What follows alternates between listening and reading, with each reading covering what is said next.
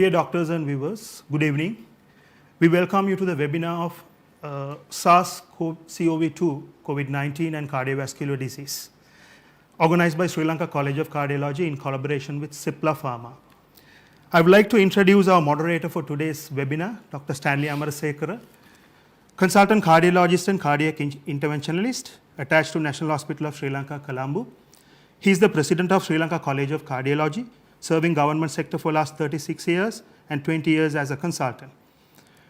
Country representative for EAC Asia Cardiology Society, several representation as foreign and local faculties to deliver lectures, teaching cardiology trainees for cardiac interventions, co-author and author of several publications of cardiology unit, National Hospital, Sri Lanka, Colombo. He is the principal site investigator of Odyssey and Triumph International Studies at NHSL and SGLT2 investigator at Teaching Hospital, Kalubowila in 2012. While thanking our esteemed panelists, let me hand over the floor to our moderator. Over to you, sir. Thank you, Sajid. Welcome to webinar on SARS-CoV-2, COVID-19 with cardiovascular disease. On behalf of Sri Lanka College of Cardiology, I warmly welcome all the listeners, professional colleagues, and all the other colleagues, friends, and my panelists. And I'm here with three eminent speakers, two senior consultant cardiologists, and one senior consultant electrophysiologist. I'll be doing the first presentation on introduction of SARS-CoV-2, COVID-19 with cardiovascular disease. Subsequently, I will be inviting the subsequent speakers and I'll be introducing them separately. Let me start the talk. Let's come to the global pandemic situation of COVID-19. This was started in Wuhan, China, central China in December, and subsequently this was declared by WHO as a global emergency on 30th of January, and in March 11th by WHO, this was recognized as a global pandemic. And as you can see that within so many countries being affected, more than 215 countries, that this virus has spread so fast. As of Friday, when I was finishing this slide, and it was 5.23 million people have been affected. And the most affected country is the US, and subsequently the other countries like Brazil, Russia, Spain, UK, and so on. Fortunately, Sri Lankan figures are much better. We are still in manageable levels. And on Friday, it was 1,057 with recovered 620 and 9 deaths with inward 428. And today, the figures are slightly more than this. Of course, we must thank our colleagues, professionals, three forces, and paramedics, and all other officials, Presidential Task Force for doing their job. And also I must not forget to thank the President, His Excellency Gotabaya Rajapaksa, for appointing the Presidential Task Force long before the disease was seen in Colombo. First time in the world, and we have been doing this. Looking at the coronavirus COVID-19, the COVID-19 is new to us, which is about 5 months old. But whereas the corona family is not new to us. This had been there for decades. And it has about 4 genomes, alpha, beta, gamma, and delta, out of which the alpha and beta is known to produce disease in humans. And the alpha disease, one disease is less virulent, and which causes common cold and can lead to pneumonia in immunocompromised patients. But whereas the other three, MERS, SARS-CoV-1 and COVID-2, are supposed to produce severe disease in humans. MERS and SARS causes more, COVID-1 cause more deaths than SARS-CoV-2, but their spreading is less than SARS-CoV-2. And they have the vector, which is usually bats, and there can be intermediate host as well. With or without intermediate host, now human to human spread is possible. And now it's called, the WHO named the disease as COVID-19, and with the technical name, because the SARS-CoV-2 is very close to SARS-CoV-1, and therefore it was called SARS-CoV-2 COVID-19 disease. Looking at the structure of this virus has a cell membrane and a genetic material which is RNA, and the surface of the membrane has three proteins, E, M and S glycoproteins, out of which the S protein is the most important because this S protein is which binds to the host cell. On your left side of the screen, the right side of the screen, as you can see, and you can see the S receptor. On the right side of the screen, the S2 receptors, which is combined with the S protein. Okay, now pathophysiology and incubation, and coming back to the same thing, COVID-19 is an unsegmented positive sense RNA virus, and is part of the family of beta coronaviruses. And the four viruses which I mentioned can cause community with comorbidities pneumonia, and SARS and MERS are severe disease causing epidemics which we had in the past. And the COVID-19 is close to SARS-1, and which binds via the angiotensin converting enzyme 2 receptor, and located with these receptors are located in the alveolar 2 cells, intestinal epitheliums and endothelium of the blood vessels. The incubation period is usually 5 to 6 days, but which can extend up to about 14 days. But the hallmark is that these patients can be even infected prior to the symptoms appear. And also now it's the commonest way of spread is the human to human by droplets, direct touch and viral inhalation.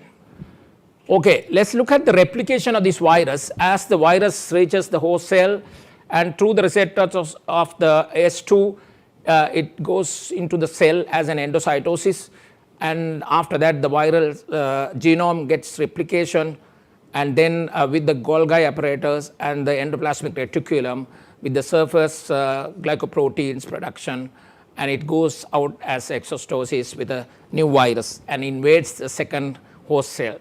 And this goes on replicating inside the system, and then the individual starts showing symptoms.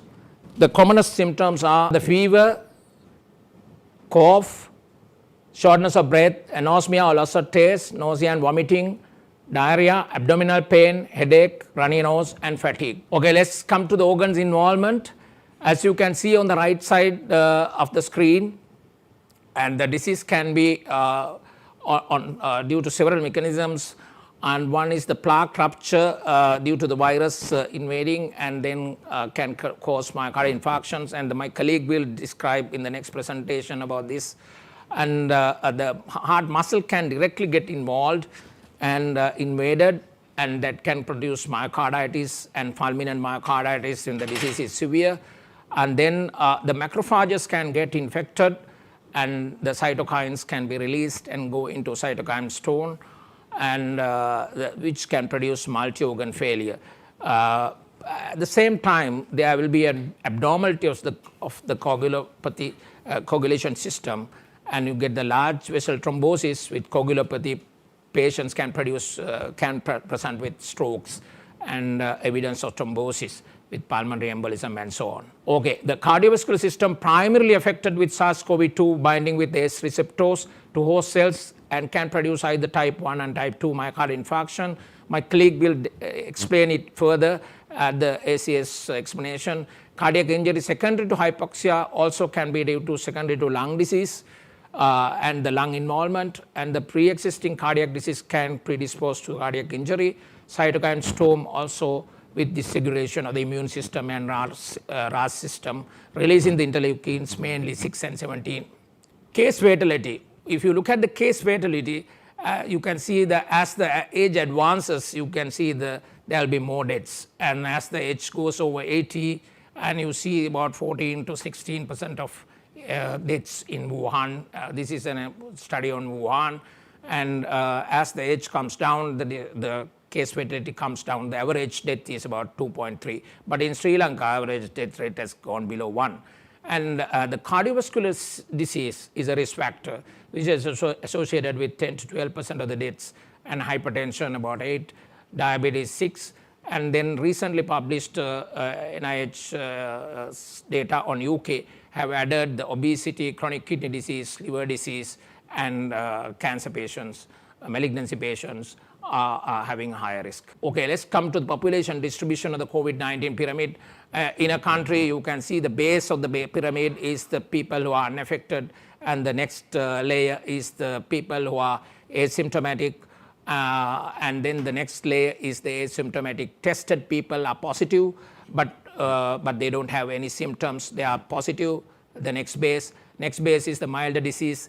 The orange color is the moderate disease, and the red color is the severe disease with deaths. You see that the number of deaths, if you have 1 or 2 deaths, behind that there will be about 200 patients are positive. Coming back to the biochemistry, as you can see that almost all the biochemistry parameters are increased. What is important is that the lymphocytes are decreased in this disease, and also the CRP and procalcitonin. The procalcitonin is normal in a large series of patients unless there is a secondary infection. And most of the parameters like liver biochemistry and the kidney biochemistry, they all increase due to the impairment of organ damage due to the cytokine storm. Okay, coming to the lung pathology, you see that on the right side, the 2 sets of CTs. The first one is a 50-year-old man with a milder disease. The second set is for 60-year-old female with a severe disease. And the second patient is cyanosed, is needing ventilation. And you can see a patchy consolidation and a ground glass appearance. On your left side screen is a 3-dimensional CT image with without consolidation, ground glass appearance appearing in the lungs. So this is the lung pathology. This is eosin and hematoxylin staining of the lung. The entire lung is affected, and it is pneumonia due to COVID. As you can see, there is no place for gas exchange. And simultaneously, you see that the red pink patch round circular diagram is showing the vessels are thrombosed, and there is microvascular thrombosis happening in the lungs. So that's another thing which deteriorates the hypoxia and patient saturation. Okay, and this thrombosis is not confined to the pulmonary circulation. It can extend to the coronaries, and this is a patient who presenting with the inferior ST elevation MI, found to have a LAD territory, another thrombus, which is demonstrated by OCT. Okay, this is another example. This patient has presented with an ST elevation MI after having corrected the ST elevation MI of this patient treated, and the patient is having persistent hypoxia, and the CT demonstrates a massive pulmonary embolism in this patient. So you need to rule out same time thrombosis in other vessels at the same time. Okay, now recently actually this slide was prepared for one of my colleagues' questions, and he wanted to know this multisystem inflammatory syndrome, and which was this scientific brief was done by WHO on 15th of May, and this is following some of the papers published in the Circulation and BMJ from the New Zealand and also from the France. 35 number of children have been reported in those papers, and children between 1 and 19 years of age. They were presenting with Kawasaki-like disease symptoms and also a toxic shock syndrome, and they gave a case definition, and they found that 5 things separately, that is a typical rash with bilateral non-purulent conjunctivitis and mucocutaneous inflammation like in Kawasaki disease, hypotension, features of myocardial involvement with low ejection fraction or pericarditis, or NT-proBNP elevation, and evidence of coagulopathy in these children, and also gastrointestinal symptoms, plus elevated inflammatory markers, and in the absence of explanatory other infection like staphylococcal or streptococcal septicemia, and in the presence of COVID-19 positivity or COVID-19 contact.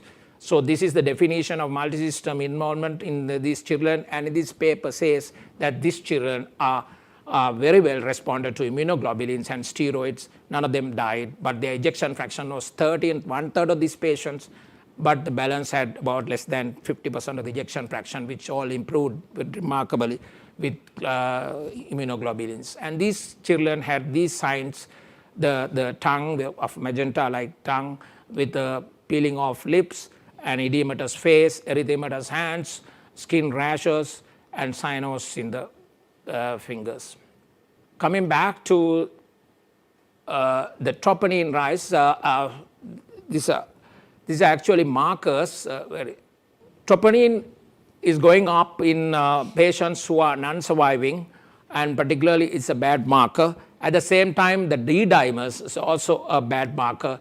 As you can see, the non-survivors had continuously D-dimers going up, which means their coagulopathy is going to get deteriorated, and these are the patients who require probably anticoagulation and low molecular debris and so on. And on the right side of the slide, which shows this troponin elevation is seen in myocarditis and also in the other cardiac conditions. And this disease virus is also found in few patients with semen. Therefore, but we still don't know the vertical transmission and the knowledge on these patients. But these secretions are also possibly can infect these other individuals. Of course, when we come to prevention, we should not forget the face mask, social distancing, physical distancing, washing hands for 20 seconds with alcohol or disinfectant, or avoid touching the face. And also the mask that you are wearing, depending on the microns, which will allow you to breathe through. And the best mask is FF2, which is of course separated for people who handle very closely patients like intubation and so on. The others can wear the surgical mask or whatever the mask they can have. And the bottom is the powered air respirator. And this is the environmental sensitivity of this virus.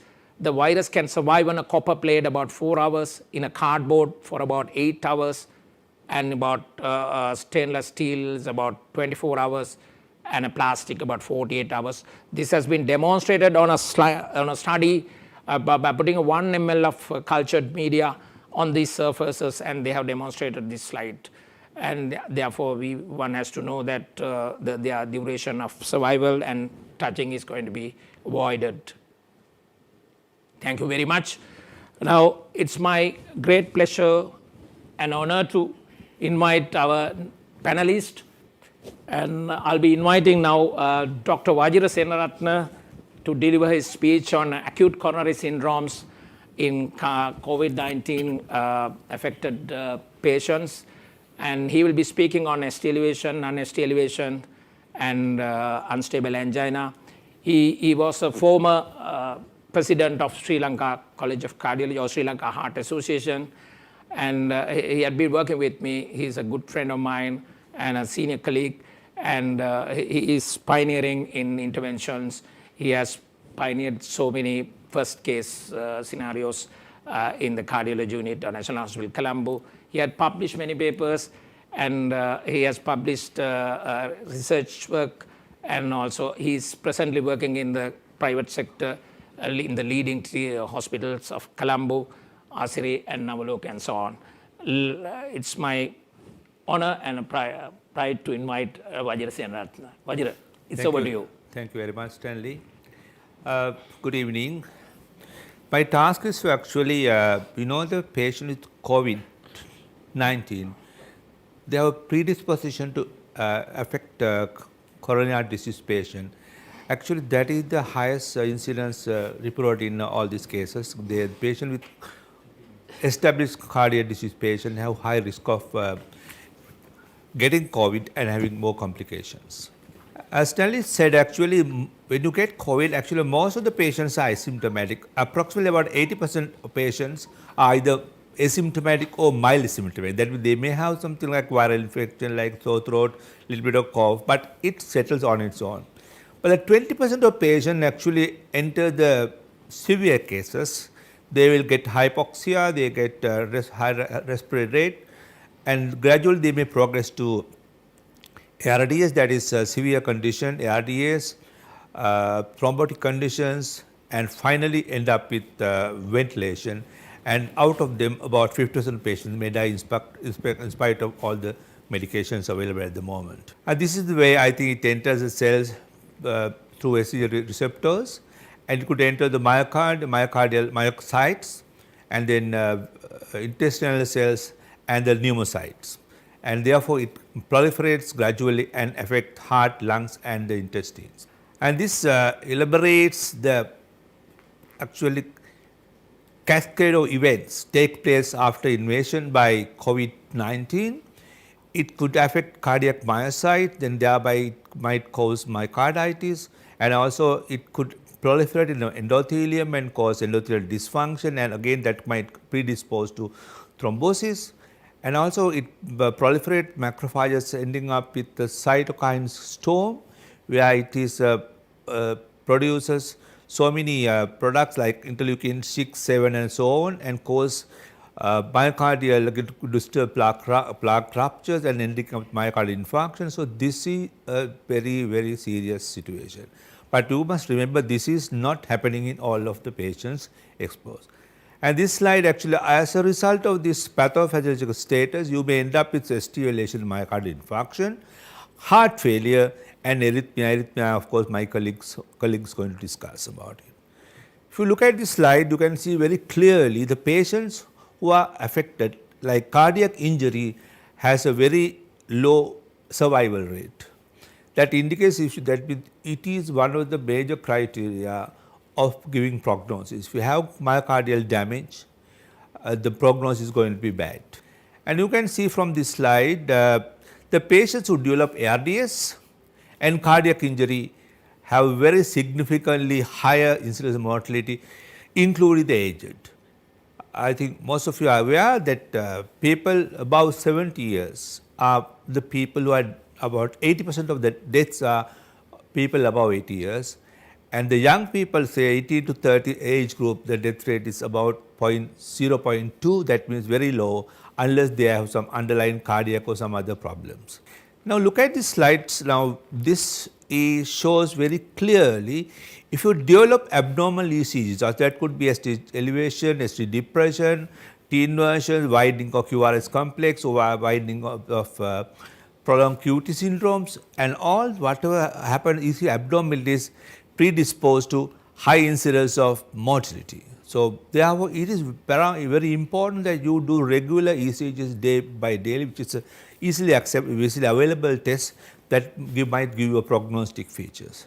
And this shows very clearly, this is a patient actually ECG abnormality. The first two bars on the left shows the people with normal respiratory rate and normal saturation, their mortality is, certain percent, but if they have associated ECG abnormalities, their mortality goes up very badly. The next one shows the next over the two bars on the right side shows the patient with resting tachypnea, that is fast heart respiratory rate with desaturation of patient. If they develop EKG changes, their mortality can go up to about 45%. And this is the same thing, the ECG with varying ages. The one on the right corner is the elderly, about 70 years, they carry very high death rates if they develop ECG changes. And as Stanley told very clearly, this generates, they can cause myocardial damage due to myocarditis or thrombotic occlusion, which can cause myocardial damage, and also by various cytokines storm ending up with severe myocardial damage. So that could give rise to, and also prothrombotic state, which cause multiple micro and macro thrombi affecting all these organs, particularly heart, lungs, liver, kidney and all the other organs. And here particularly the NT-proBNP, if that is high, if the troponin T is very high, if the D dimer is high, if you take one or altogether, that gives a very significant mortal risk. So all these patients, when you are admitted to ICU or within the hospital, fortunately Sri Lanka actually we have been admitting all the patients, positive patients in the hospital, but other countries they admit only the patient with symptoms. So those patients, if you monitor very clearly, if you have to do regular D dimers, BNP, and troponin I, that will give you a bad prognosis. Therefore, you can intervene early to give better care. And this again shows the patient with ECG abnormalities with high troponin. So if you find ECG and high troponin, that all indicate bad prognosis. Now, I gave an overall picture about the pathophysiology and the effects of the COVID-2 pathophysiology affecting heart. And next slide, I'm just going to discuss give a clinical scenario, a 45-year-old gentleman with COVID-19 complaints of acute ongoing ischemic type of chest pain for 30 minutes. Currently being treated at IDH COVID-19 ward, which is about 15 minutes ambulance drive to primary PCI center. Is a non-smoker and no previous comorbidities. ECG shows ST elevation in anterior leads. Hemodynamics stable. I'm sure all of you know when you get such ECG changes, ongoing chest pain, the working diagnosis is going to be that is usually anterior ST elevation MI. We look at the reasons for ST elevation in COVID-19. There could be due to obstructive lesions or non-obstructive. Obstructive one, the usual pattern, we know the patient who say diabetic or hypertensive smoker who get sudden onset of plaque rupture and chest pain. It progresses to gradually occlusion of vessel by platelets and fibrogen activation called fibrin clot and occlude. So that is the typical ST elevation MI causing type 1 MI. But in COVID-2, it is quite different. You can have so many other complications as I told you earlier. It could be global hypoxia leading to global ischemia, due to global ischemia, which could be reversed with, if you ventilate the patient, it could be reversed. The damage could be minimized with oxygen because they are hypoxic, lungs are damaged by pneumonia plus thrombotic complications, which is called type 2 MI, that is supply and demand mismatch, because these patients need more oxygen because but it cannot be supplied because the lungs are affected. Then the endothelial dysfunction, as I told you, the vessels, the virus proliferate within the vessels and cause endothelial dysfunction, which may predispose to coronary thrombosis. And also coronary spasm and also cytokine storm cause prothrombotic state and also myocarditis. So all these reasons, the COVID-2 patients could develop ST elevation MI. So how do you manage these patients? The standard care, as you all know, ESC guideline 2018 class 1 level evidence, that is best management strategy is management is either by primary PCI, if PCI capable within 120 minutes of first medical contact. If it is not feasible within that period, you have to give a thrombolysis. That is the standard care for ST elevation myocardial infarction patients. What are the problems managing COVID patients? As you know, these patients are highly contagious, not like other viral disease patients are really affected very, very badly. So it might affect the healthcare staff during transport or during the cath lab procedures. Because most important thing, the cath lab procedure, skilled people like technicians, nurses, cardiologists, all these people are limited. So we can't afford to infect our staff. Therefore, they all should be wearing PPE, otherwise they may get infected. And also we should have a dedicated COVID cardiac cath lab, which is a difficult situation, but maybe National Hospital Colombo, since we have 3 clubs, we may consider having a dedicated cath lab. And also the post-PI patients, if you do PCI, they should not be kept in CCU because you should mix up COVID with non-COVID patients. Therefore, those patients should, after procedure, you should send them back to the COVID center for the management. And what is the place of thrombolysis? As I told you earlier, if there is delay in transportation, usually considering up to the 6-minute extra delay because of COVID patient, because they have to prepare patient, you have to prepare the staff and arranging all those things, preparing cath lab delay. So therefore, there is natural delay of these patients. So most of the patients may be thrombolyzed. And you have to understand that this patient, if you have to thrombolyze, you give the normal dose, not half dose. This is a standard guideline given for COVID patient by European Society of Cardiology. Nothing much different, which shows a ST elevation patient comes to hospital. As you as I told you earlier, if they come within the limited early time, you can do primary PCI. Otherwise, if there's a delay, you send for fibrolysis. Right. Now, can we apply the standard guidelines to COVID patients? That is a very important question.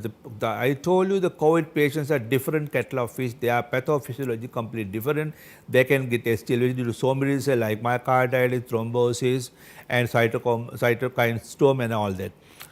And there have been studies done in US and Europe doing angiography. They have found about 40 to 50 patients have normal coronary angios. That means the ST elevation has occurred not due to plaque rupture and thrombosis, due to other mechanisms I told you. Therefore, if you can't have a different strategy to manage these patients. So therefore, in COVID patients with ST elevation in mind, coronary angiography is of paramount importance to make a proper diagnosis. In patients, if you do angiography, if you culprit lesion with thrombus, primary PCI and then once you do the procedure, transfer the patient back to the COVID center for further management. If you find normal angio with coronary angiogram in this ST elevation patient, that indicates COVID damage, myocardial damage to COVID. Therefore, it should not be with the cardiologist, it should be sent back to the emergency physicians to manage COVID complications. If coronary is not available, decision for thrombolysis based on, therefore, we have to very careful. So, instance for you are working in Anuradhapura, Kurunegala, both having cath labs. If you have if peripheral Matarao, Hambantota Hospital, where you don't have a cath lab, if the patient comes with fever, 3-4 days fever with sore throat, cough, and develop, we know is a high risk one. If a COVID-2 patient develop myocardial damage, I told you the mortality is very high. It's about 70%.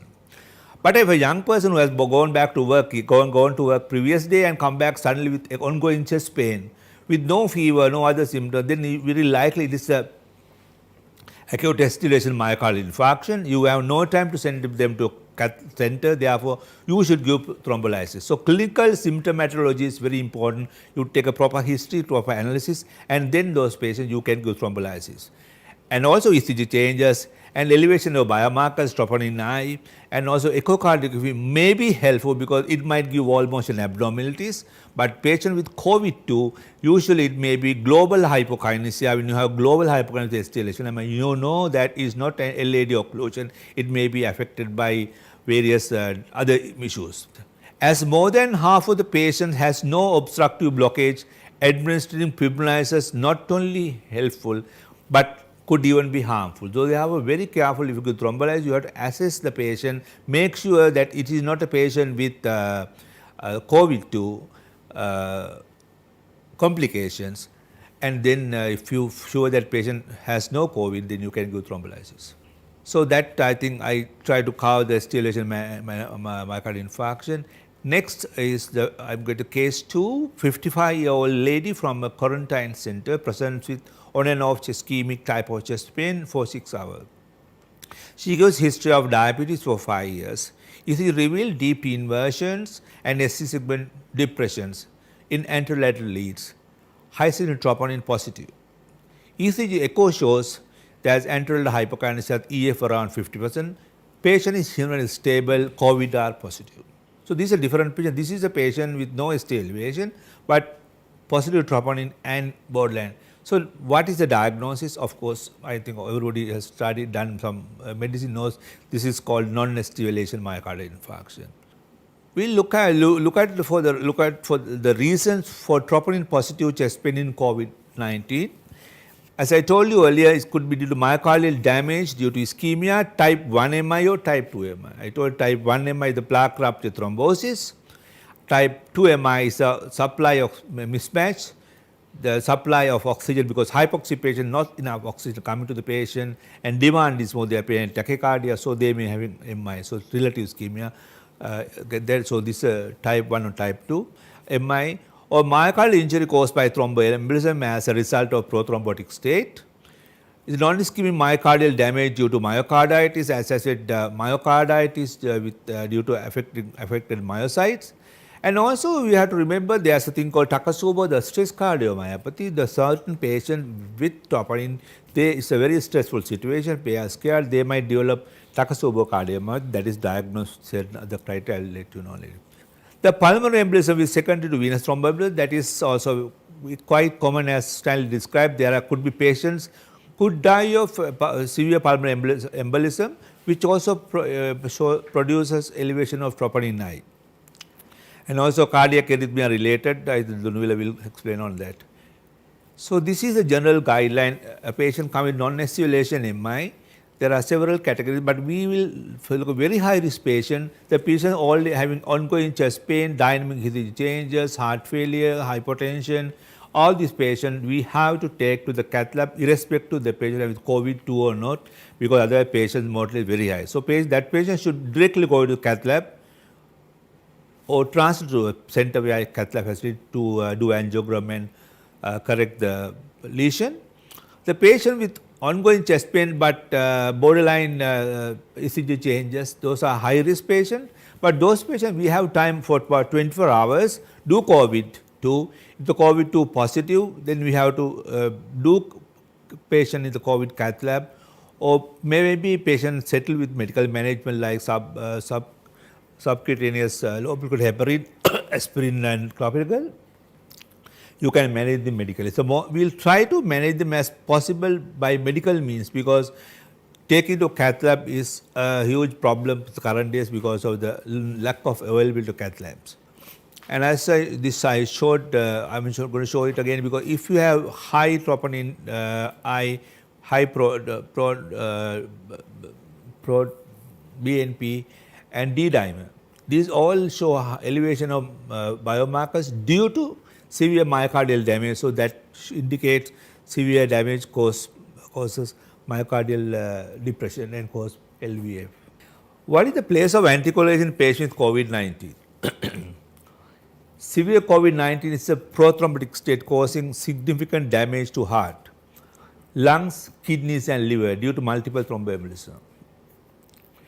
There are observational studies from New York, US clearly showing using anticoagulation with low molecular heparin in patients with elevated D dimer has improved mortality. So the people who are treated with the subcutaneous low molecular heparin, their mortality become less, and also the hospital stay become less.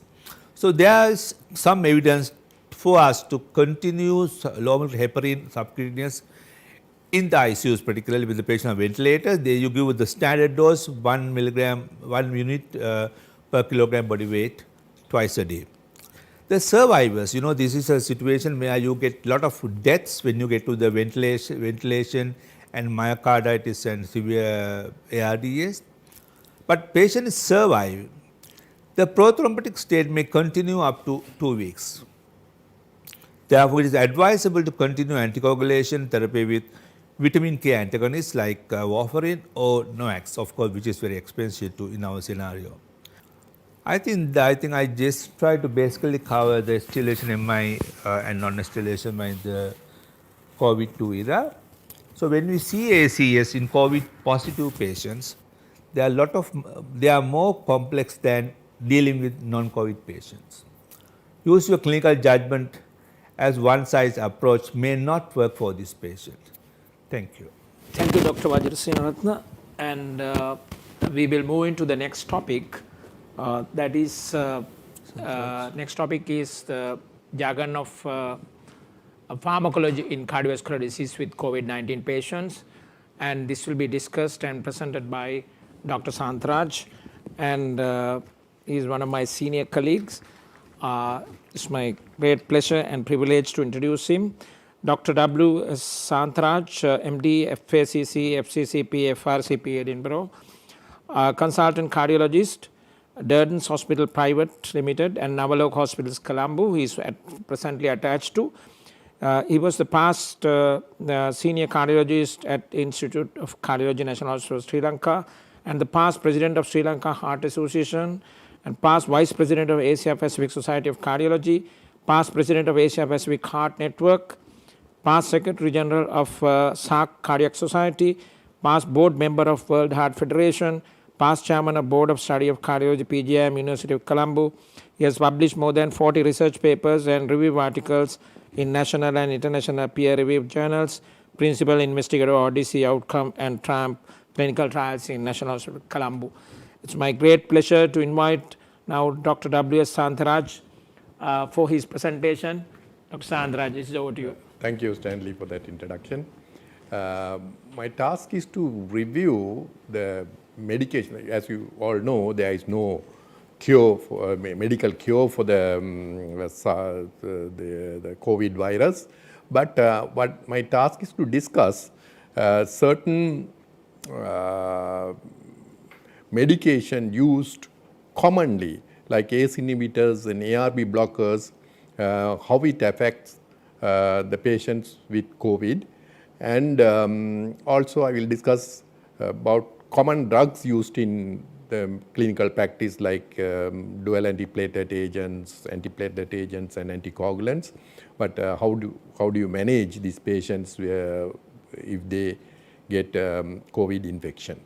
The first thing is widely discussed in the media and also in the medical circuits, that place of ACE inhibitors in ARB blockers in patients with COVID infection. At the start of the COVID pandemic, people were worried that using ACE inhibitors and ARB blockers actually will harm the patient with COVID infection. But now we are realizing that it is not true, and also actually using these agents may be useful in these type of patients. So I will discuss first a little bit of pathophysiology behind the ACE inhibitors, how it affects. As you know, the morbidity and mortality in the COVID infections are mainly in the older age group and also those who have comorbid conditions. And if you see these patients, most of these patients will have high activity of RAS system, that is renin, angiotensin, aldosterone system. So if you take this renal angiotensin system, as you know, the angiotensin 1 is converted to angiotensin 2 by ACE inhibitor, the ACE enzyme, and ACE inhibitors act there. And the angiotensin 2 binds to the receptor, type 1 receptor, and actually it causes lung injury, adverse myocardial remodeling, vasoconstriction, and so on in normal situations. The ARBs blocks at the receptor level. But you know, there is an alternative pathway or whatever it is. It's called ACE2 enzyme. It is found in the abundantly found in the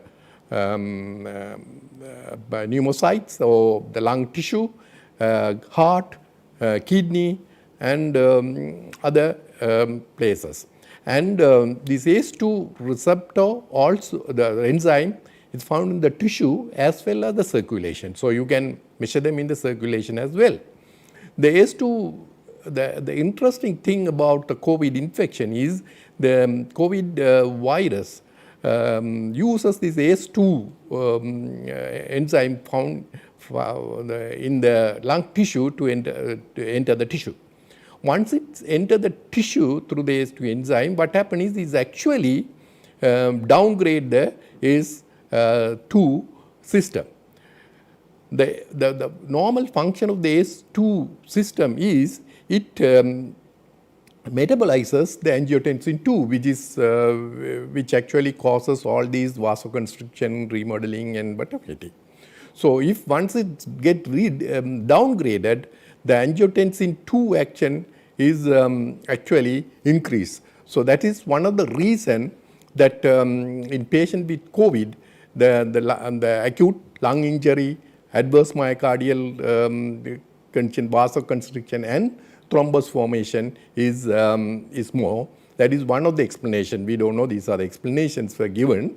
Because in the normal way, what happens is when angiotensin 2 is metabolized to angiotensin 1,7, actually once the angiotensin 1,7 is a useful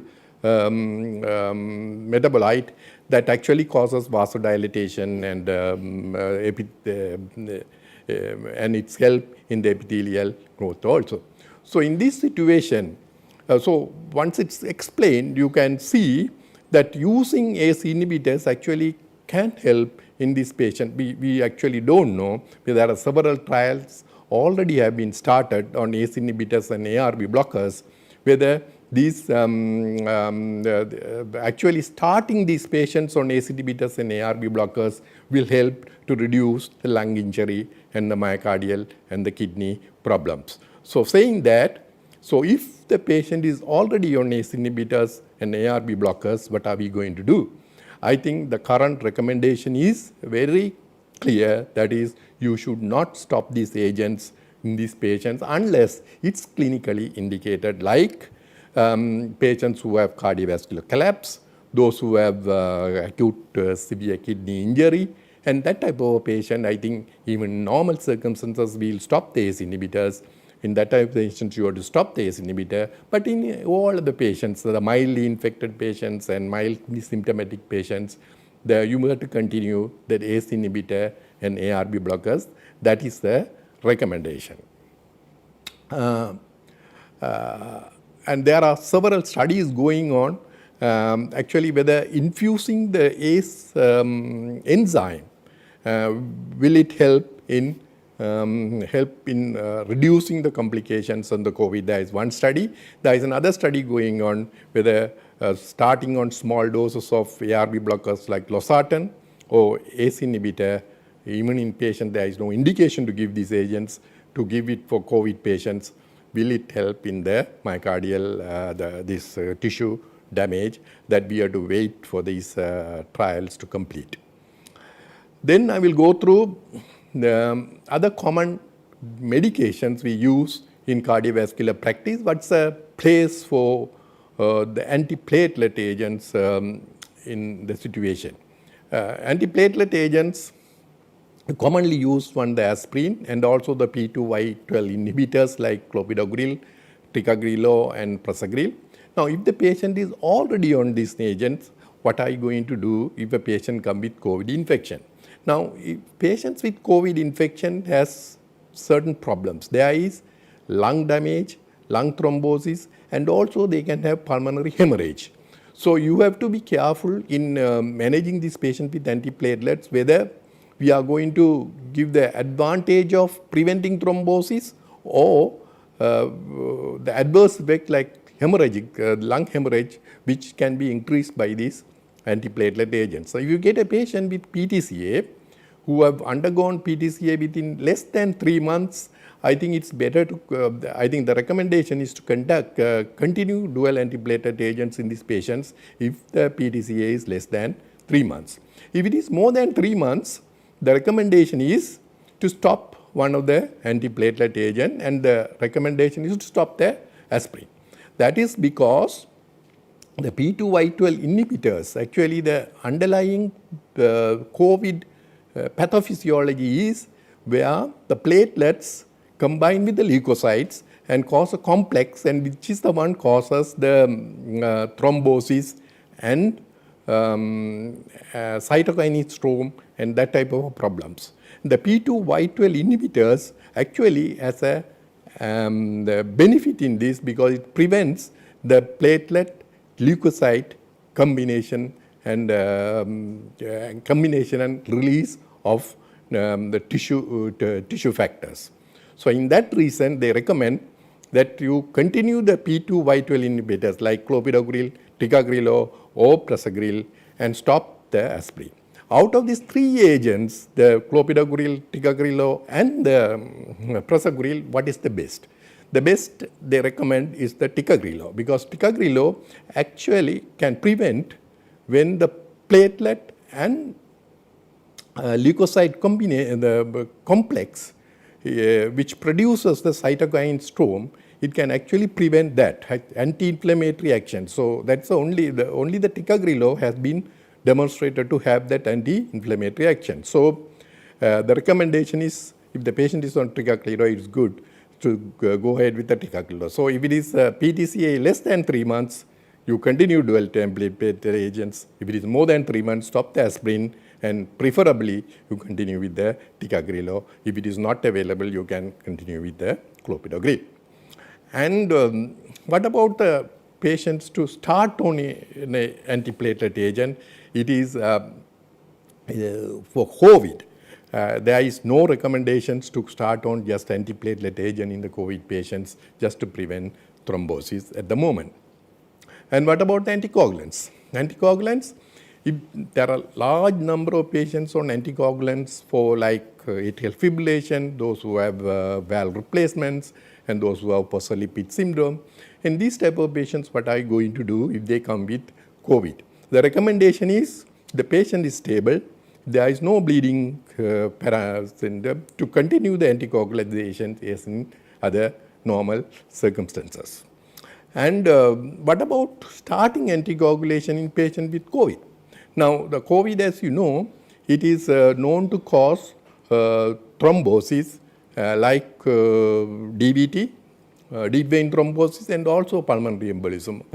But will giving anticoagulant agent will prevent this? We don't know actually. There's no trials, nothing. So what they say is there is no indication to give anticoagulation as a preventive measure. But if you see any parameters which shows there is underlying thrombus like elevated D-dimers and that type of problem, and if you demonstrate deep vein thrombosis, then you have to start on anticoagulations immediately and continue those. And the other drug which is highly discussed in this matter is hydroxychloroquine. I think Asunka is going to mention about that as well, because it acts like in the tissue level, and we don't know actually. The studies available so far have not demonstrated any benefit. But as far as I know, there are a lot of doctors are taking it, including President Trump. Saying that, I will conclude my speech. Thank you. Thank you, Dr. Sandraj, for your elaboration on pharmacology. And our next speaker is Dr. Asanga Dunuvela. He's a colleague of mine and a good friend, and he's the first consultant cardiac electrophysiologist to National Hospital of Sri Lanka, Colombo. And he has published many papers, and he's the head of the electrophysiology department. And at the moment, currently, he's attached to National Hospital, Colombo, and he's the consultant cardiac electrophysiologist. It's my great honor to invite Dr. Asanga Dunuvela to deliver his presentation. Thank you, Stanley, for that introduction. I think now we are in this webinar which has COVID and the effects of cardiovascular disease, and I'll take up the part of arrhythmia related to the disease as well as the treatment related to it. Let's have a quick look at a few things to start off with. I think the previous two speakers elaborated how the virus worked and the importance of angiotensin converting enzyme receptors and the myocardial injury and so on.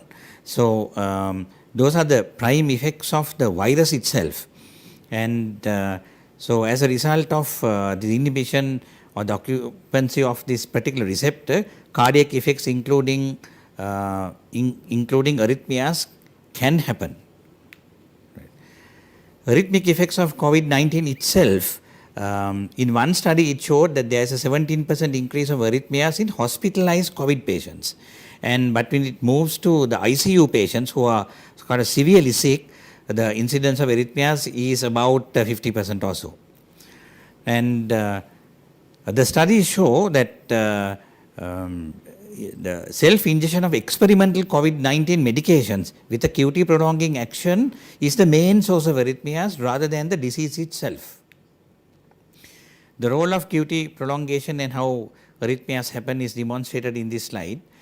So on the top slide it shows ECG with QT prolongation, and with various predisposing and factors which can happen during COVID, including the treatment with certain drugs, can trigger off a polymorphic ventricular tachycardia. So if it happens in unobserved setting or out of hospital setting, it can end with a cardiac arrest and a cardiac death.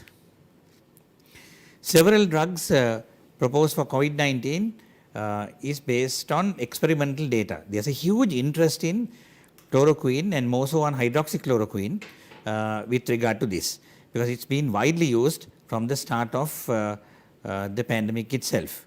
The other drugs that are used are drugs like azithromycin, which also has antiviral effects, and some other specified antiviral drugs such as ritonavir and lopinavir. And these drugs has an effect on metabolism of metabolism of the drug, so that it inhibits the cytochrome in the liver. As a part of that, QT prolongation can happen. So if you use a combination, the effects would be accentuated. The remdesivir, which is also being used laterally to eliminate the viruses, has a low arrhythmogenic risk. As I said, QT prolongation effect can be worsened by combination therapy. Like the commonly used combination therapy which was considered earlier was hydroxychloroquine and azithromycin. As you know, all of us have seen either drug alone has caused QT prolongation, but if a combination is used, you actually can have extensive QT prolongation, which is leading to the polymorphic ventricular tachycardia, which was highlighted in the earlier slide. Fever can be a part of QT prolongation as a part of the disease, as you know, which is a common symptom in COVID-19, especially in the long QT2 patients, where fever can be a triggering off factor for arrhythmias. The other electrolyte abnormalities which were seen during the disease, like hypokalemia and magnesium and calcium deficiencies, may lead to increase of arrhythmias.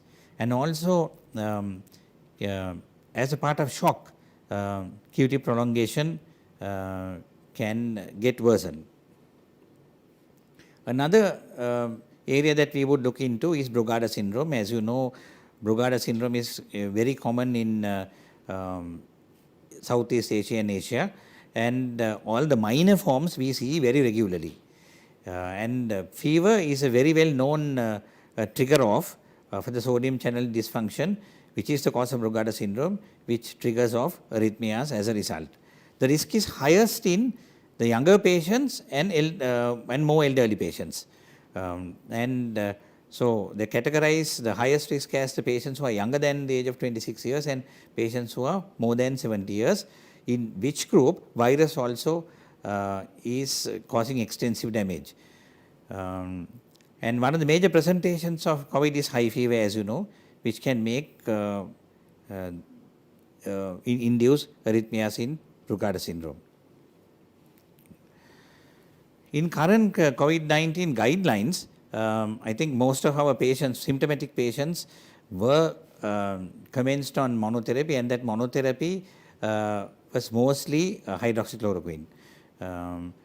FDA has said all medications are compassionate and for emergency use only. It's not for everybody with all different complaints.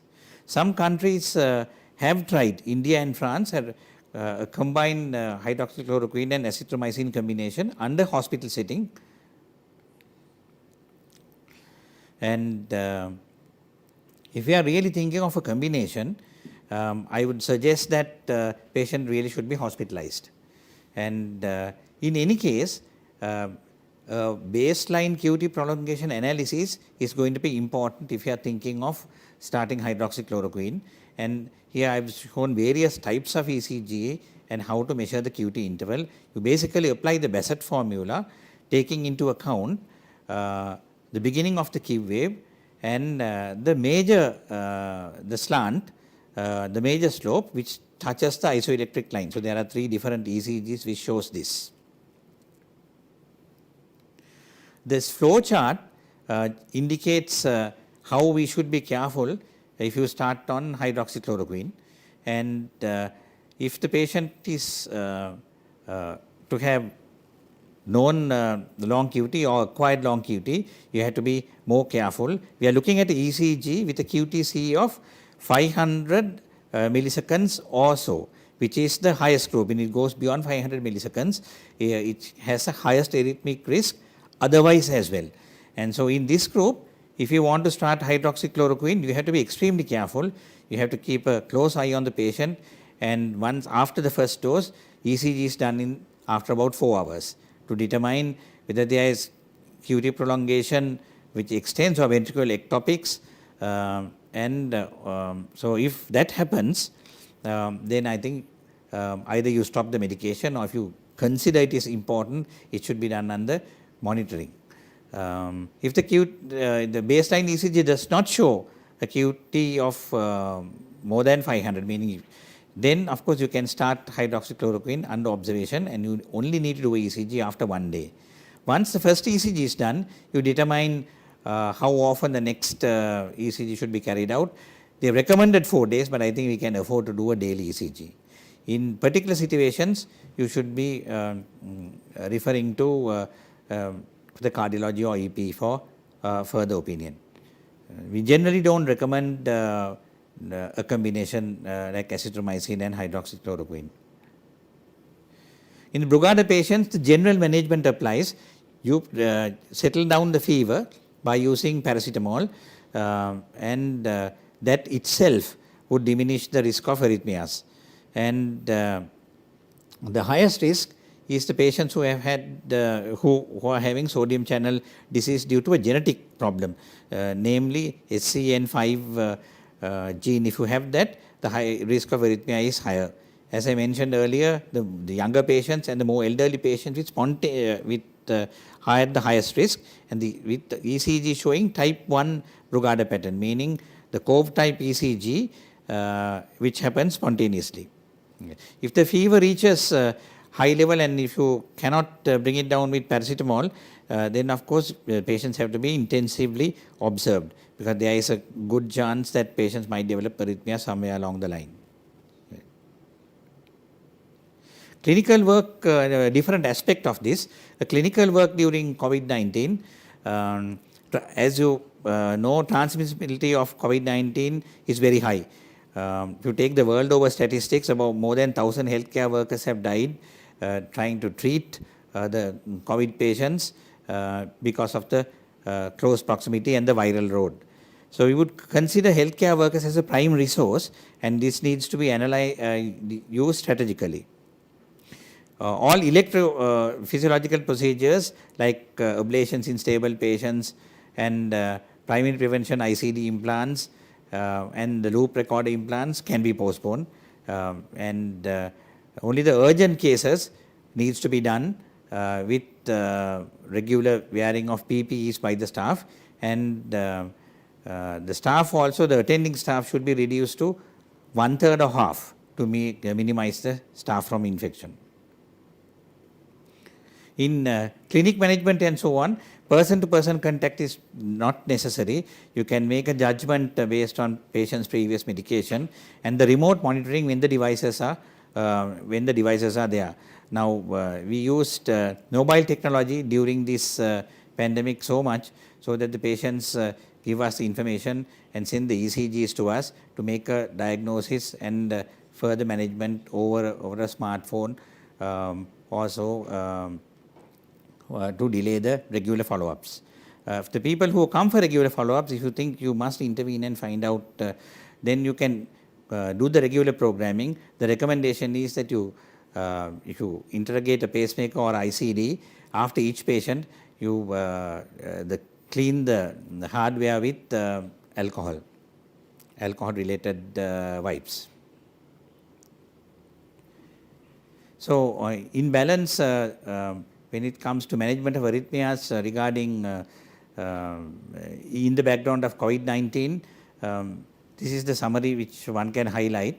The other important aspect is that although we talked a lot about hydroxychloroquine, is probably going out of the treatment scenario. The recent observational study which was published over the last 3 days has shown comparative increase in mortality in patients who have been treated with hydroxychloroquine as opposed to the placebo group.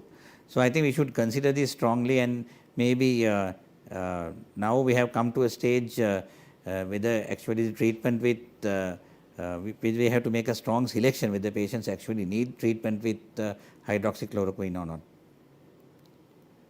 And thank you for listening. Thank you, Dr. Asanka Dunuvila, for your excellent presentation. Now we have come to the discussion part of the panel. And now since we have stopped from Dr. Asanka, I would like to suggest something from Dr. Santharaj to explain about, since as a chloroquine and hydroxychloroquine as a pharmacological effect, how does it work on reducing the viral load in case if it is going to be reduced in otherwise, as he said, the recent studies have shown and demonstrated that there is increased mortality and whether we should continue to use it. And we know that our neighbors India has given in a circulation to use it as a prophylaxis for healthcare workers, whether it is justifiable to continue at this stage. Would you like to comment on Dr. Santharaj? No, the hydroxychloroquine is used in, not only used in malaria, it's an anti-malarial drug, earlier it was used, but now it is used in large variety of patients like rheumatoid arthritis, connective disorders and several systemic lupus erythematosus, and all rheumatologists used quite a lot of hydroxychloroquine. And if you take the normal population, the complications of, although it has large number of complications, not only the prolonged QT, but it also has corneal deposits, it can cause rashes, and it has several complications. But you can see the mortality is fairly low in normal population. Unless they have underlying problems like, as Asanka said, the prolonged QT syndromes, and also the prolonged QT syndromes can occur with certain circumstantial patients also. So if they are prone to get that, then they are at high risk. And the way the hydroxychloroquine act is, there are several mechanisms postulated. That is, it acts at lysosomal levels and the cellular level.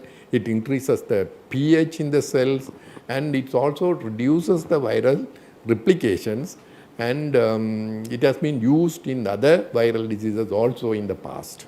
For that reason, they have started this hydroxychloroquine in these patients as well, and it is widely used in some places. We don't know. Actually, the studies already concluded have shown there is not much of a difference, but you have to interpret these studies very carefully. That is because in the Western countries, they started hydroxychloroquine in very sick patients. That is, when they are about to ventilate, or those who have been on ventilation only, they started. So if you see the actions of hydroxychloroquine, if you start the medication very early only, you will get the benefits. But there are some studies going on, starting these patients on early on hydroxychloroquine. We have to wait for those studies. And Sri Lanka also has used hydroxychloroquine in fair number of patients. In their first 100 patients, I think 50% usage of hydroxychloroquine. And we don't know how it affects, but we have to wait and see if you start hydroxychloroquine early, whether this drug will be effective. So that we have an answer in the future.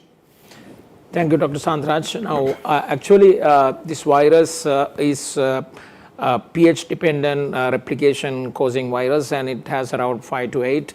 And the chloroquine and hydroxychloroquine is supposed to increase this pH and then supposed to reduce the replication. And as he said, now we have some studies showing, smaller studies showing some benefit to the hydroxychloroquine over the other drugs. But the recent published data have shown that it is increasing the mortality. And I would like to put another question to Dr. Asanka. Now, supposing the patient has more than 500 milliseconds of QT interval on a rhythm strip, and if the patient is getting chloroquine or about to start on chloroquine, what is your advice to your colleagues? Well, let's take the older scenario into account, where hydroxychloroquine was considered beneficial in some way or the other. If we have to start, then I think if the QTC is more than 500 milliseconds, it can be started under observation, where ECG monitoring is needed. And as rightly pointed out, we would do the first ECG in about 4 hours, see whether there is a whether the QT extension is more or the QRS is has extended or ventricular ectopy. So if those things are not there, one would continue. Then a couple of other things. One need to make sure that the serum potassium is not low. And they say that if you must treat, keep the potassium level at 5. And also avoid the bradycardia, right? So make sure that you don't get bradycardia, namely less than 50. So under those circumstances, if the drug is considered important by the treating unit, of course it can be started. You like to show the risk factors of the Yeah, QT. that's right. Yeah. Like the Modify age, the risk factors, the modifiable and non-modifiable, you take everything into account when you start. and then you go on that, right? Thank you, Dr. Sankar. Now, Dr. Vajira, I would like to ask you one more question. Now, since we don't have cath lab facilities in our country, and particularly majority of the hospitals, when they present with chest pain, suggestive of acute myocardial infarctions, and what are the choices available other than the PCI for us, and what are your messages to your colleagues, and how do you ask them to continue? Certainly, I think that is a practical problem because we have limited number of cath labs, and also we have actually primary PCI. We don't have routinely, I think, only done in National Hospital Colombo at the moment. So therefore, basically thrombolysis is the mainstay of treatment, though we know that primary PCI is the best. And most of the centers in Sri Lanka within half an hour driving distance, you have base hospitals and other hospitals where physician managed centers, they have thrombolysis. And in Sri Lanka, particularly at the moment, we know this COVID-2 has spread only to basically Colombo and Kalutara areas. So other areas, I think it should be like the previous scenario, because I don't think we have found any bad patients or any other patients in other areas, in the rural areas. So other than these 3 districts. So they can actually just follow the same protocol like a patient coming with acute ST elevation MI. You can give thrombolysis. And if the patient continues to have pain or ongoing chest pain or hemodynamic disturbance like shock or heart failure, then those patients should be sent to the centers, nearby centers. There are so many centers in Sri Lanka. We know Colombo, Galle, Kandy, Kurunegala, Polonnaru, Anuradhapura, Jaffna. So we have so many cath lab centers. So depending on the region they are practicing, they can send. If there is no response to thrombolysis therapy, as per guideline, we know that all the patients who undergo thrombolysis should undergo angiogram, but I think it is not a practical situation in Sri Lanka. Therefore, I think it's best to manage them with thrombolysis, and if there are no more symptoms, we can do further assessment later. What sort of thrombolysis you recommend at the moment? We have, luckily, actually, we have the best, that is TNK, Tenecteplase, which works very well for these patients. But when the patient, we don't have, I don't know whether all the centers in Sri Lanka have the Tenecteplase, we go shorter. We have been using thrombolysis with streptokinase effectively for many, many decades. The important thing, if you have no response or if you have evidence of poor perfusion, real perfusion, like ST is not coming down, no ongoing chest pain, or the patient has some complication, and then these patients should be sent to a center where cath lab facilities are available. Thank you, Vajra. We have some questions from the audience. Would you like to take up this one? The COVID-19 infection, there is a higher risk of MI. Studies being published showing there are less admissions to hospitals in many countries with MI or strokes during the pandemic. Any ideas why this is happening in the setting of COVID? You're asking me? Yeah, I would recommend you to, but otherwise I can get anyone else to answer, but I can put my observations also at the same time. You want? You want to take it up? Okay, Santra.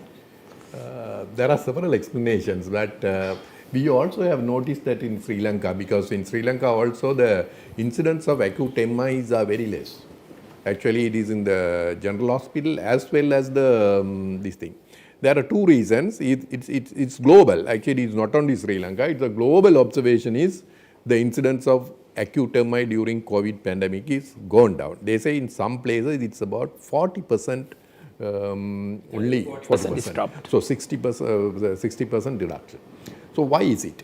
There are several explanations. One is the patients are not reaching the hospital because they are scared to go to the hospital. If they have chest pain, you know, the acute MIs can present with very mild chest pain or a severe chest pain. Very unbearable pain only, they will go to the hospital. But if you have mild chest pain, they will probably like to stay in the at home. So they are not coming to the hospital. That is one explanation. The second explanation is there may be you are not at work, you are not stressed up, you are at home, you are calm and quiet, so the incidence of plaque rupture is less. So And, although the virus is causing more stress, but you are individually less stress at home and with your family. And third explanation is the patients are at home, they are taking the medications for hypertension, pressure, the hyperlipidemias and those things correctly and time, and so that can have a preventive effect. These are three explanations given by several authors, but we don't know actually what is the real explanation. One more explanation. Yeah, I can actually add to Santaras because now it's too early to assume that the numbers are less, because you know the most of the time when you get a patient with MI, unfortunately after listening to so many electronic media discussions, how to manage, how to detect MI, a lot of patients come very late. They assume that it is something like gastritis, then they get treatment. Sometimes when they just come to treatment for gastritis, doctors only, then we detect myocardial infarction and start treating. So there may be so many patients left at home. They may come late if they really get bad. Sometimes, you know, most of the patients after myocardial infarction, particularly anterior MI, they settle down, you know, they get MI 2-3 days time, they apply something, take some painkillers, 3 days time, they are also scared to come out of home. And there are no facilities, as you know, they have a curfew, there is no transport, so they may be at home. But in a few days time, when the curfew is lifted fully, you may get a backlog of patients come with bad LVs, heart failures, arrhythmias and all the problems. So I think it's too early to assume that the evidence of MI is less, because it's worldwide experience is the same thing happening worldwide. It is about 40-50% less. But it may be just a transient phenomenon. I'm sure it might come back in a bad way, like open the floodgate, you might end up with large number of patients come with MI, bad ejection fraction, low, so many arrhythmias and all those. So we have to wait and see actually. Yeah, the other thing is that people are scared to come to big hospitals because they think that the virus is there in the hospital, so therefore they are scared to come.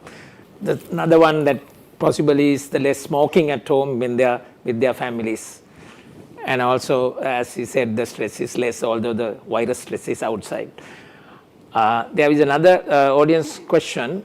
Would you recommend to change clopidogrel to prasugrel or to ticagrelor? Difficult to answer, as I have already discussed this in my discussion. Now, if the patient is already on clopidogrel, it is better not to change it. But if you are going to, if the patient is already on ticagrelor, you continue it because ticagrelor has better action than the clopidogrel or whatever it is in COVID patients. And but if you want to start on a drug, then I think it is better to start on ticagrelor, because if you have to do a PCI or something in a COVID patient, then of course you start with the ticagrelor. And that's the one. I think if the patient is already on clopidogrel, I think I will not recommend you to change it for the. Yeah, I need to add something more there for that. Now, I think a few years back, Dr. Ruwan Ekanayake published a paper on Sri Lankan population how many people are resistant to clopidogrel, which is about 50%. But in the West, of course, it's ranging between 23 to 45%. And therefore, we may come across patients while on clopidogrel developing with thrombosis, coming with non-ST elevation MI or some form of thrombosis. In that case, since we don't have facility to check for the clopidogrel resistance, I would recommend that you would change the medication to either prasugrel or ticagrelor. As Dr. Santharaj says, if we have to start, I think the ticagrelor would be a better choice because he first mentioned that it has an anti-inflammatory action. And we have another question coming from the audience. Current recommendation is not to stop ACE inhibitors and ARBs. Would you recommend to start them in the middle of the COVID infection? Again, I have actually answered that question because to question, there is already 2 studies going on. That is starting ACE inhibitors or ARB blocker in smaller doses in stable COVID patients. The studies are ongoing. We have to wait for those studies to complete to answer this question.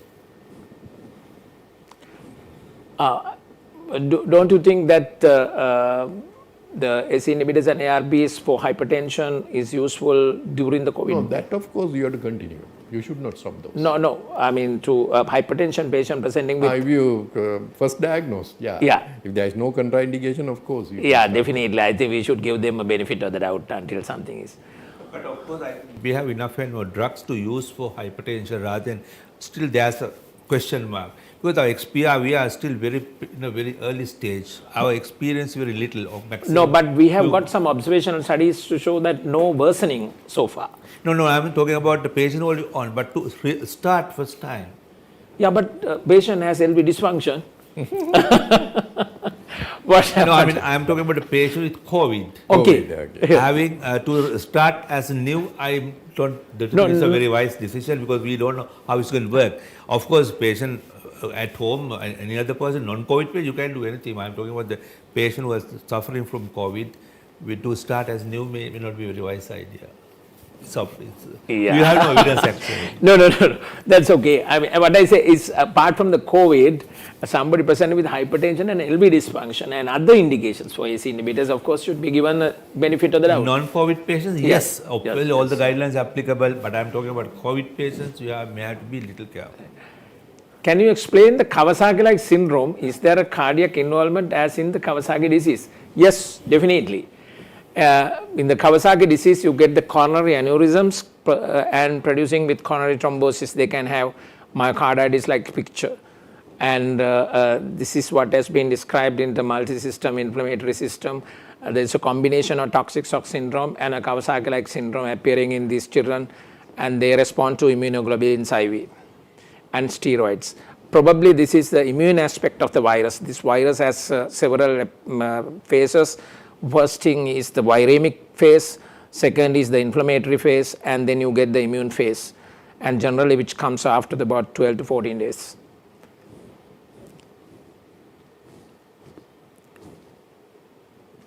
What type of arrhythmia commonest in these patients, atrial or ventricular? I think Dr. Sangha will take it up. They are not really specified what's common, but I think when you look at the disease pattern, one can assume that in patients who are with in the face of toxic shock or sepsis otherwise will have ventricular arrhythmias also. On the atrial side, you know, the sick patients anyway have things like multifocal atrial tachycardia, atrial fibrillation, that kind of disease spectrum. If you have pulmonary embolism, you can have right ventricular arrhythmias which also can be lethal. So those are the different types of arrhythmias, and these arrhythmias would be much more common if you have QT prolongation or fever, another predisposing factor. So the spectrum we see is the whole range, and the treatment has to be individualized based on that. And on the study that was specified earlier, about 50% of patients in the ICU has some form of arrhythmia or the other, but those are the real sick ones. Thank you, Dr. Asanka. Now there's another one, I think you can probably comment on it.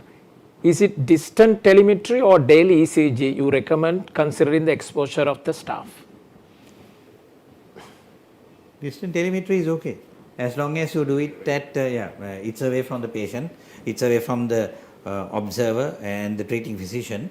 And but generally, if you want to calculate the QT, if we are talking about QT here, it's L2O lead is the one which is preferred.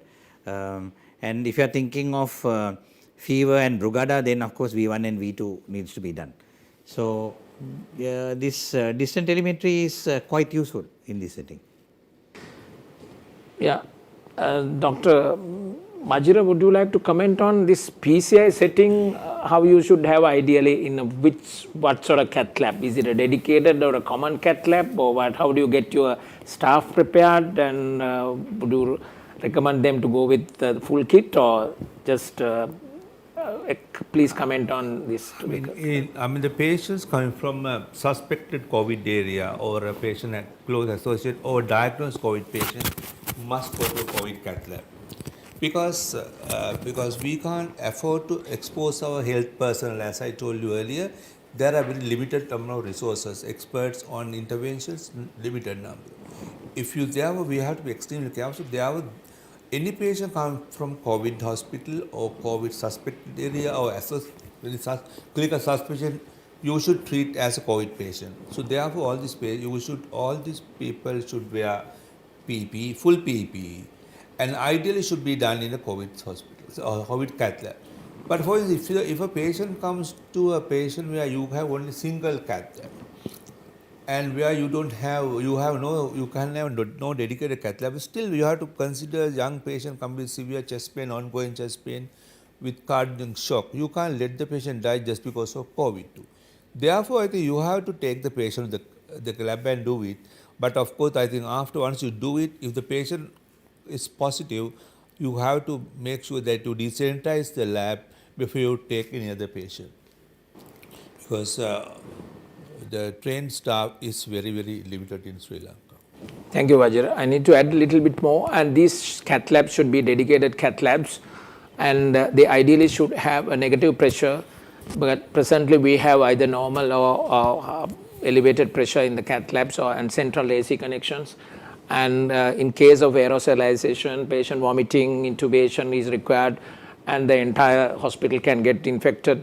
Therefore, one has to be careful, and you have to have without central AC, this cath lab particularly, and your assistants have to be limited, and everybody should wear PPE, and also they should take the patient out of the cath lab and remove your PPE inside before you take them out. And also, when once you do the patient, you send back to the COVID centers. And also the patient, if you suspect that patient might end up with a cardiac arrest, they should do elective ventilation, intubation and ventilation before you take the patient to cath lab.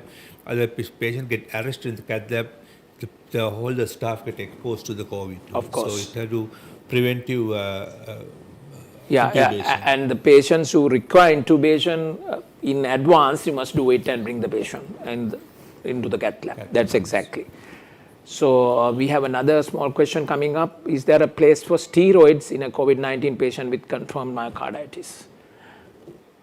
The myocarditis pathology is a bit different from the other viral myocarditis in COVID. Because in other viral myocarditis, you get cellular infiltration. But that is lacking in COVID patients, because the COVID patient, you demonstrate a lot of viruses. Actually, you get you get virus in the myocardium. So you have to be very careful in using the steroids in patients with COVID myocarditis. But in a desperate situation, using steroid with the antiviral medications is advisable in a desperate situation. Certain centers actually at the beginning in Wuhan, they actually noticed that by giving steroid, the mortality has gone up.